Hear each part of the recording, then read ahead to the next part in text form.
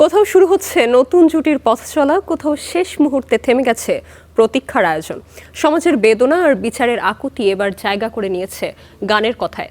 বলিউডে নতুন অধ্যায়ের পাশাপাশি বিশ্বজুড়ে বক্স অফিসেও তৈরি হয়েছে নতুন রেকর্ড। বিনোদন দুনিয়ার এমনই সব টুকরো খবর থাকছে আজ। ছোট পর্দার পরিচিত জুটি আব্দুল নূর সজল ও আসনা হাবিব ভাবনা প্রথমবারের মতো একসঙ্গে বড় পর্দায় হাজির হচ্ছেন। তানভীর হাসান পরিচালিত যাযাবর সিনেমায় জুটি পাচ্ছেন তারা, যার শুটিং শুরু হওয়ার কথা চলতি আগস্টের শেষ দিকে।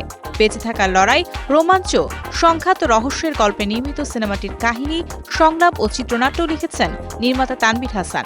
সজল ভাবনা ছাড়াও এতে অভিনয় করছেন ফজলুর রহমান বাবু, শহীদুজ্জামান সেলিম সহ আরও অনেকেই।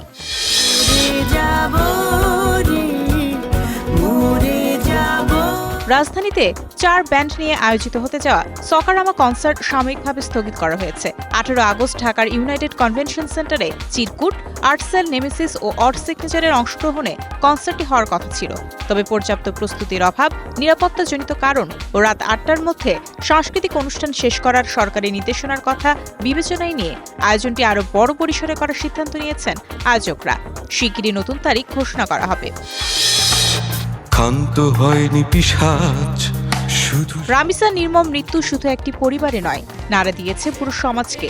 সেই বেদনা আর বিচার প্রত্যাশী মানুষের কণ্ঠ এবার উঠে এসেছে গানে। ধর্ষণ, হত্যা ও শিশু নির্যাতনের বিরুদ্ধে প্রতিবাদের বার্তা নিয়ে মাহবুবুল খালিদ লিখেছেন ও সুর করেছেন রামিসাতের বিচার।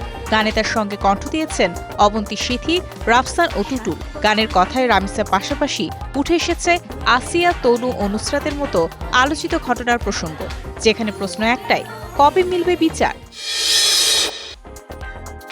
দক্ষিণী সিনেমার পরিচিত মুখ কল্যাণী প্রিয়দর্শন এবার বলিউড তারকা রণবীর সিং এর সঙ্গে জুটি বাঁধছেন। নতুন সিনেমা প্রলয়ে গুরুত্বপূর্ণ চরিত্রে দেখা যাবে তাকে। মুম্বাই শুরু হয়েছে শুটিং। জয় মেহতার পরিচালনায় পৃথিবী ধ্বংসের দ্বারপ্রান্তে মানুষের টিকে থাকার লড়াই নিয়ে নির্মিত হচ্ছে অ্যাকশন থ্রিলারটি।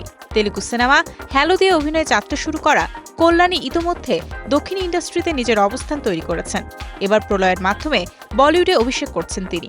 এই সিনেমার মাধ্যমে প্রযোজক হিসেবেও নতুন যাত্রা শুরু করছেন রণবীর। বক্স অফিসে নতুন ইতিহাস করল টম হল্যান্ডের স্পাইডারম্যান ব্র্যান্ড নিউ ডে। মুক্তির মাত্র 3 সপ্তাহের মধ্যে বিশ্বব্যাপী সিনেমাটির আয় ছাড়িয়েছে $2 বিলিয়ন। উত্তর আমেরিকা থেকে 785 মিলিয়ন এবং আন্তর্জাতিক বাজার থেকে $1.23 বিলিয়ন আয় করে সিনেমাটির মোট সংগ্রহ দাঁড়িয়েছে $2.22 বিলিয়ন। অ্যাভেঞ্জার্স এন্ড গেমের পর দ্বিতীয় দ্রুততম সিনেমা হিসেবে $2 বিলিয়ন মাইলফলক ছুঁয়েছে নতুন স্পাইডারম্যান। 7 বছরের রামিসা ঘর ভরা ছিল। নতুন জুটি, থেমে যাওয়া আয়োজন, প্রতিবাদের সুর আর নতুন রেকর্ডের গল্প। বিনোদন অঙ্গনে প্রতিদিনই ঘটছে চমকপ্রদ সব ঘটনা। এমনই আরও সব খবর নিয়ে আবারও দেখা হবে আগামী পর্বে।